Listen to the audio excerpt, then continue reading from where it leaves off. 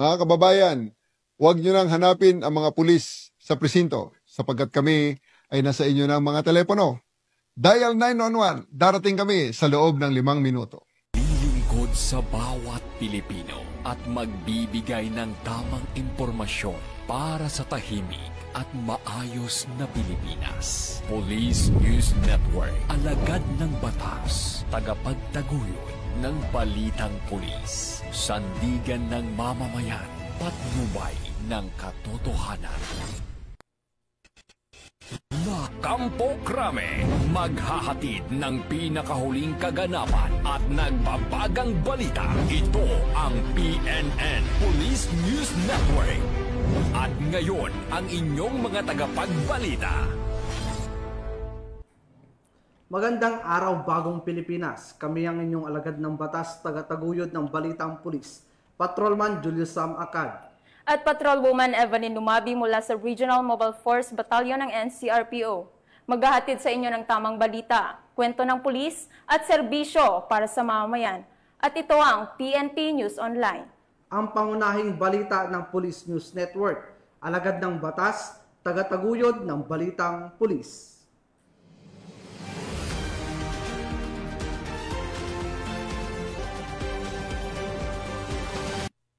Narito ang mabalitang dapat niyong abangan.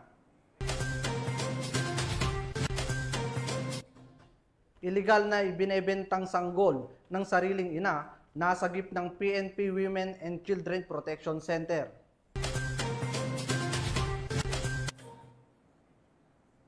Most wanted person sa kasong murder, arestado sa Aklan.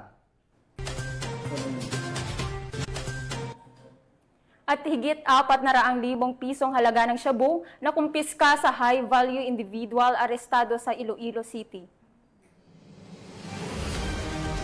Ano yun? Ba't nagsa ako? Nagkamali ako. Narito ang mabalitang hatid ng ating PNN correspondents mula sa iba't ibang panig ng bansa.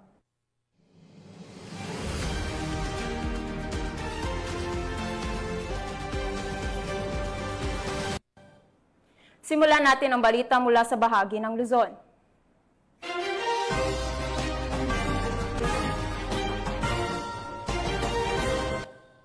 Isang sanggol ang nasagip mula sa mapang-abusong kapalaran matapos mabisto ang tangkang ilegal na pagbebenta nito ng sarili nitong ina. Agad na kumilos ang mga operatiba ng PNP Women and Children Protection Center upang mailigtas ang bata at mahuli ang ina sa isinagawang entrapment operation. Magbabalita dyan si Patrolwoman Sana Rose Luna.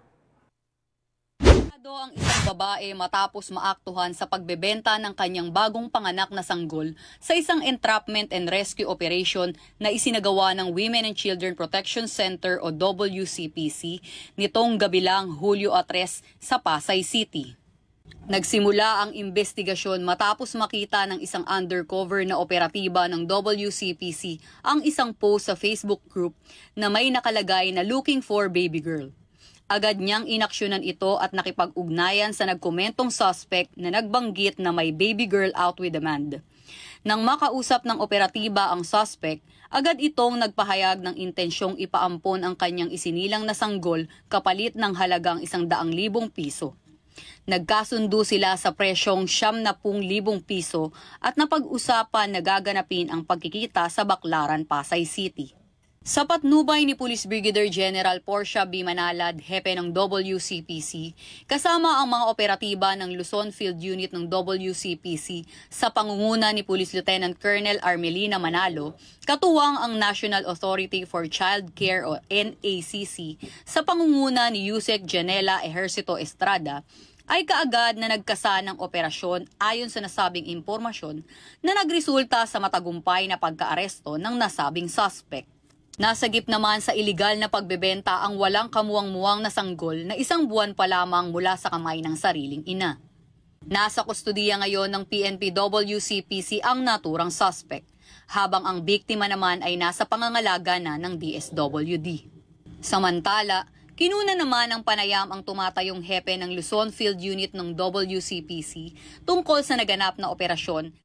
Nag-start ito noong June 29 kung saan ang ating perpetrator ay nagpadala ng isang information na meron siyang inaampon na baby. Ibinibigay niya yung baby sa halagang 100,000. So, para hindi makalata, humingi kami ng discount or tawad na umabot ng 90,000. And nagkasana agad kami ng plano para i-entrap tong perpetrator natin na kung saan ay binebenta niya yung kanyang allegedly sariling anak.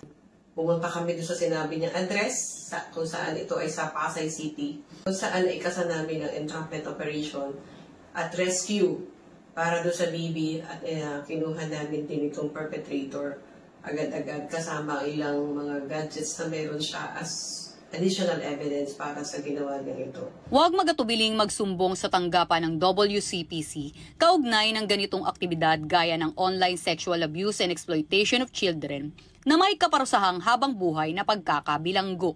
At kung may nais kayong isumbong kay Aling Pulis, maaari kayong tumawag o mag-chat sa aming WCPC helpline.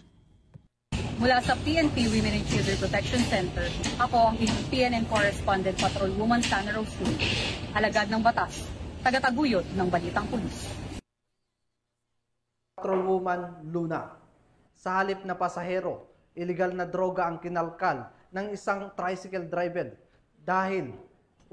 dahilan upang matunton at mahuli ng mga otoridad sa isang bypass operation sa Caba, La Union. Nakatutok dyan si Police Corporal JR Del Mendo. Timbog ang isang 53 anyos na tricycle driver matapos ang isinagawang bypass operation ng pinagsanib na puwersa ng Caba Municipal Police Station bilang lead unit, La Union PIU, La Union PDEU at RID-PRO1 na recobre mula sa nasabing sospek ang 2 gramo ng hininalang shabu na nakapaloob sa 3 transparent plastic sachet at nagkakahalaga ng mahigit 13,000 piso. Nakumpiska rin ang isang genuine 500 peso bill na ginamit bilang bypass money, isang motorsiklo, sunglasses case, aluminum foil at 2 maliliit na puting papel. Ang inventory at marking sa mga nasabing ebidensya ay sinagawa sa mismong lugar ng operasyon sa presensya ng sospek at ng mga mandatory witnesses. Ang sospek ay naharap ngayon sa kasong paglabag sa Republic Act 9165. Mula dito sa Ilocos Region, ito ang inyong PNN Correspondent, Police Corporal JR Del Mendo, alagad ng batas, tagataguyod ng Balitang Pulis. Maraming salamat, Police Corporal Del Mendo. Isang high-value drug personality ang tuluyang bumagsak sa kamay ng batas matapos ang ikinasang bypass operation ng mga otoridad sa Santiago City. Ang detalye ng report mula kay Patrolwoman Lainey Lorenzo. Isang matagumpay na entrapment operation ang isinagawa ng pinagsanib na puwersa ng PIDEA Region 2 Quirino Provincial Office, katuwang ang Santiago City Police Station 4 at SCPO-CIU dakong alas 3:50 ng hapon noong ika-30 ng Hunyo taong kasalukuyan sa Purok 4, Barangay Naggasikan, Lungsod ng Santiago na nagresulta sa pagkakaaresto ng isang high-value target na sangkot sa iligal na aktibidad ng droga. Sa naturang operasyon, nasamsam ng mga otoridad ang humigit kumulang 600 grams ng pinatuyong dahon ng marijuana na may tinatayang halaga ng 8,000 pesos. Bukod dito, nakumpiska rin ang isang itim na Tecno 30 cellphone at marked money o perang ginamit sa bypass operation. Kinilala ang naarestong suspect sa alias na Aldo, residente ng Barangay San Andres, Lungsod ng Santiago, Isabela. Siya ay sasampahan ng kasong paglabag sa Republic Act 9165 o ang Comprehensive Dangerous Drug Act of 2002. Ang matagumpay na operasyon ay bahagi ng pinaigting na kampanya ng PNP laban sa iligal na droga alinsunod sa adhikain ng Bagong Pilipinas na magtatatag ng ligtas, maayos at drug-free na mga komunidad.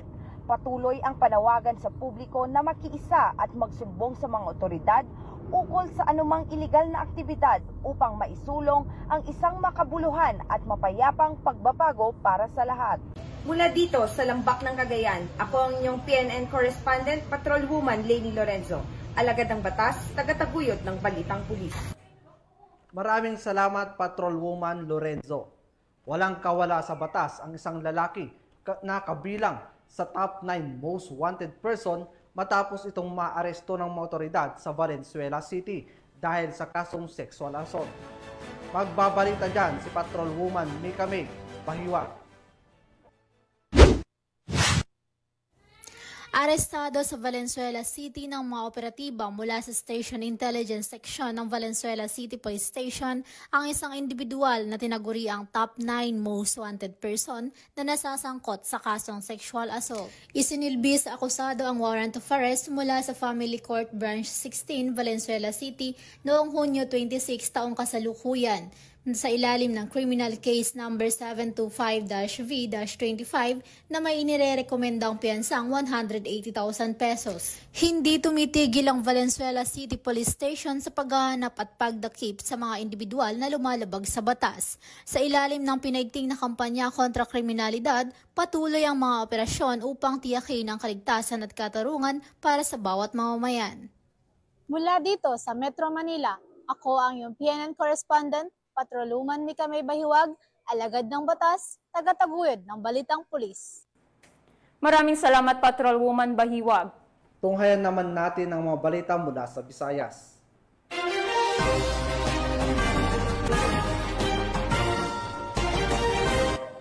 Matapos ang mahabang panahon ng pagtatago, tuluyan ng nasukol ng isang lalaki na kabilang sa top 9 regional level most wanted person ng Police Regional Office 6 dahil sa kasong murder. Ang matagumpay na pagkakaaresto ay tagumpay hindi lamang para sa pulisya, kundi para sa boses ng mga biktima at kanilang mga naiwang pamilya. Isang hakbang patungo sa katarungan. Nakatutok dyan si Police Corporal Marcelino Termenes.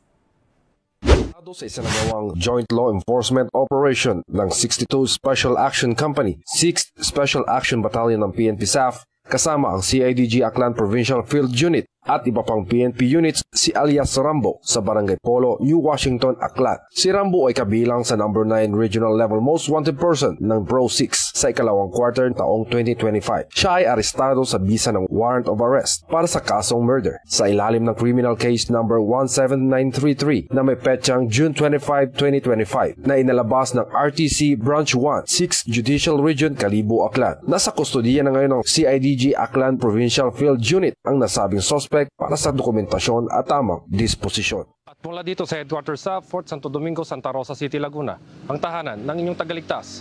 Ako ang inyong PNN correspondent, Police Corporal Marcelino Termenes, alagad ng batas, tagataguyod ng Balitang Pulis. Maraming salamat, Police Corporal Termenes. Umabot sa mahigit 400,000 pisong halaga ng hininalang shabu ang nasamsam ng mga otoridad sa matagumpay na buy-bust operation sa Iloilo City, kung saan isang high-value individual ang naaresto. Ang report mula kay Patrolwoman Lynette Sablon. Isang 33 anyos na high-value individual na kilala sa alias na Joshua ang naaresto ng mga operatiba ng Iloilo City Police Station 7 sa isang matagumpay na buy-bust operation sa Quezon Street, Barangay Osmeña City proper, nito lamang kadalawa ng Hulyo, taong kasalukuyan. Nasamsa mula sa suspect ang humigit kumulang 65 gramo ng hinihinalang shabu na nagkakahalaga na tinatayang 442,000 pesos. Bukod dito, nakumpiska rin ang 13 sachet ng hinihinalang shabu, marked money at iba pang non-drug items. Kinilala si Joshua bilang residente ng Barangay Rizal, Palapala 2 at isa sa mga idinuturing na high-value target sa lungsod. Kasalukuyang nakakulong ang suspect sa ICPS 7 Custodial Facility at naharap sa kasong paglabag sa Republic Act 9165, ang Comprehensive Dangerous Drugs Act of 2002. Sa patuloy na maigting na kampanya ng PNP laban sa iligal na droga, muling pinatunayan ng mga kapulisan ng Iloilo City ang kanilang kahusayan at dedikasyon sa pagtupad ng kanilang tungkulin. Mula rito sa Western Visayas, ako niyang PNN correspondent, Patrolwoman Lynette Sablon, alagad ng batas sa tagataguyod ng Balitang Pulis. Maraming salamat, Patrolwoman Sablon. Sa saliw ng bagong sigla at mas pinatibay na paninindigan, matagumpay na isinagawa ng Tagbilaran City Police Station ang kick-off ceremony ng ika-30 Police Community Relations Month bilang panimula sa buwan ng mga aktibidad na magpapalalim sa ugnayan ng pulisya at komunidad. Tinutukan niya ni Patrolwoman Flora May Azares. Tagumpay na sinimula ng Tagbilaran City Police Station ang pagdiriwang na ika-38 Police Community Relations Month noong Hulyo 1 ng taong kasalukuyan. sa pamamagitan ng isang makulay at makabuluhang poster-making contest na ginanap sa Tagbilaran City Hall Atrium. Ang aktibidad ay may temang KKDAT, Kabataan kontra Droga at Terorismo, at nilahukan ng mga batang artist mula sa iba't ibang pampublikong elementarya sa lungsod. Layunin nitong bigyang daan ang kabataan upang maipahayag ang kanilang paninindigan laban sa droga at terorismo sa pamamagitan ng sining. Pinangunahan ang aktibidad ni Police Lieutenant Colonel John Karen O. Escobar, hepe ng Tagbilaran City Police Station, Bohol Police Provincial Office, na binigyang diin ang kahalagahan ng pakikilahok ng kabataan sa mga gawaing nagpapalaganap ng kaalaman at responsibilidad sa lipunan. Ang matagumpay na programa ay naisakatuparan sa tulong ng matibay na ugnayan sa pagitan ng Tagbilaran CPS at ang Department of Education Division of Tagbilaran City, katuwang ang mga dedikadong stakeholders at community partners sa ilalim ng programang Oplan Limpyo Tagbilaran. The activity aimed to raise awareness among young learners about the importance of living in a drug-free and terrorism-resilient community. Our elementary pupils from different public schools in the city showcased their creativity and advocacy through powerful artwork. We proudly recognized Kim Saisi Minyosa of Taluktok Elementary School as the overall champion, along with other outstanding participants who truly made the event a success.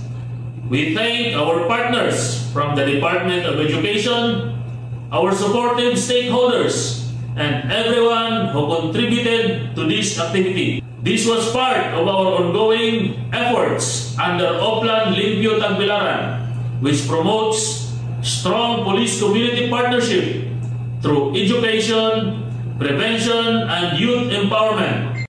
Mula dito sa Central Visayas, ako ang inyong Police News Network Correspondent, Patrolwoman Flora May Azares, alagad ng batas, tagataguyod ng Balitang Pulis.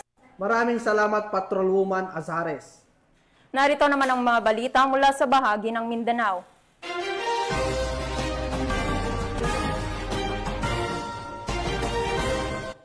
Nasabat ng mga otoridad ang isang kalibre 45 na baril mula sa isang lalaki sa sinagawang operasyon sa Sarangani Province matapos mapag-alamang walang itong kaukulang dokumento o lisensya. Tuloy-tuloy naman ang pagpapaigting ng kampanya ng pulisya, Control Loose Firearms, mga baril na walang legal na papeles at posibleng ginagamit sa krimen o banta sa seguridad ng komunidad. Ibabalita yan ni Patrolwoman Jovelyn Dodoso.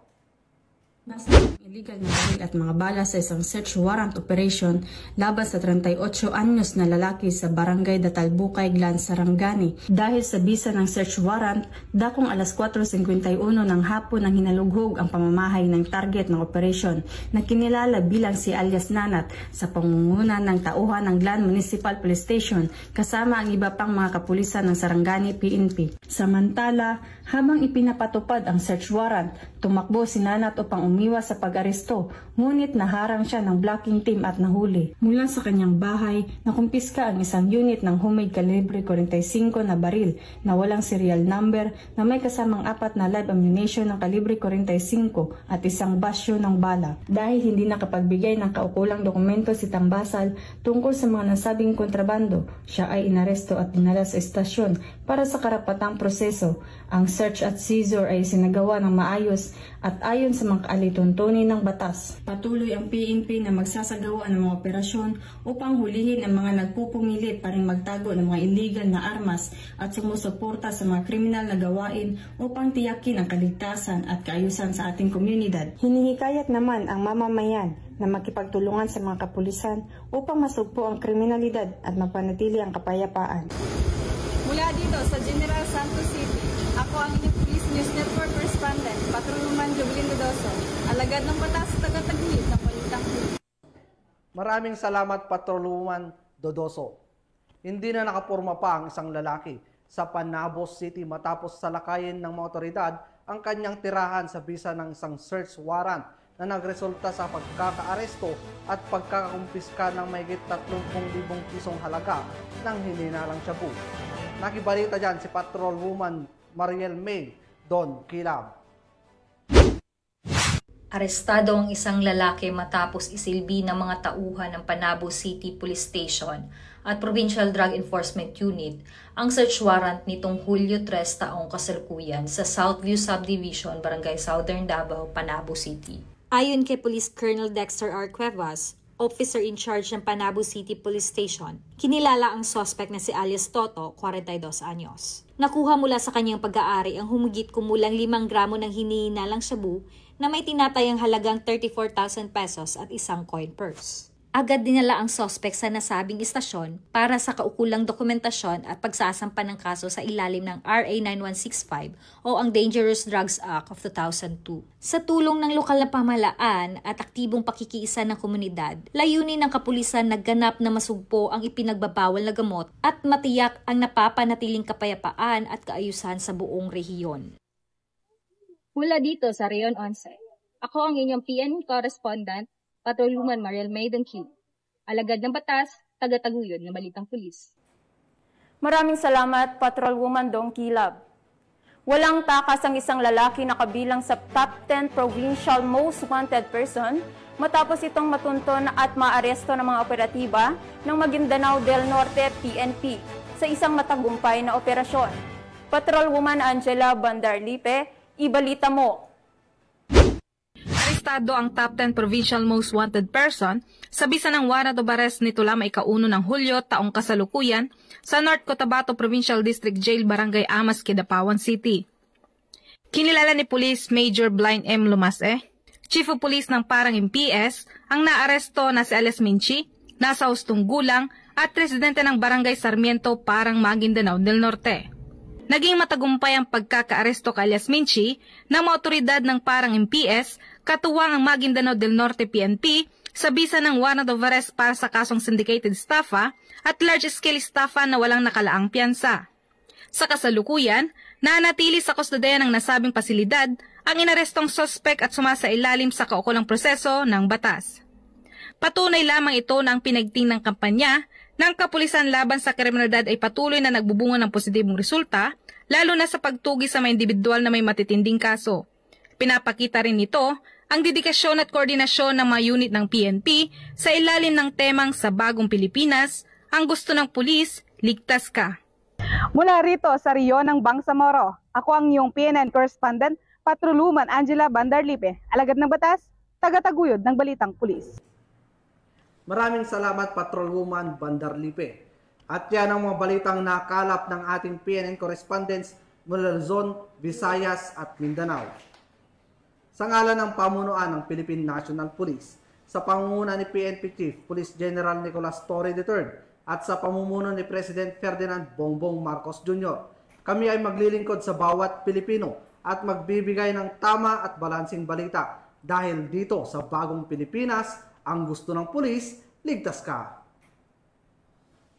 At bilang bahagi ng mas pinabilis at pinalawak na emergency response system ng pambansang pulisya, muli naming ipinapaalala ang panawagan ni Chief PNP na huwag ninyong hanapin ang mga pulis sa mga presinto sapagkat kami ay nasa inyong mga telepono, dial 911. Darating kami sa loob ng 5 minuto. Ang 911 ay bukas 24/7. Maaaring tawagan kahit walang load at handang tumugon sa anumang uri ng emergency. Ipagbigay alam sa inyong pamilya, kaibigan at komunidad. Sa panahon ng pangangailangan, 911 ang inyong katuwang. Mula rito sa tanggapan ng tagapag-ugnay ng pambansang pulisya, kami ang inyong alagad ng batas, taga-taguyod ng Balitang Pulis, Patrolman Julius Sam Acad. At Patrolwoman Evelyn Lumabi mula sa Regional Mobile Force Battalion ng NCRPO. Maghahatid ng tamang balita, kwento ng pulis at serbisyo para sa mamayan.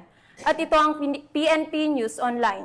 Ang pangunahing balita ng Police News Network.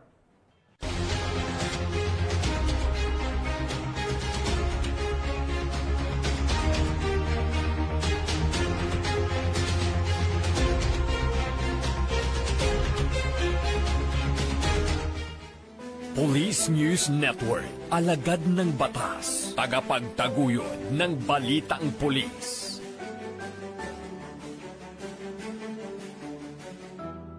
Mga kababayan, huwag nyo nang hanapin ang mga pulis sa presinto sapagkat kami ay nasa inyo ng mga telepono.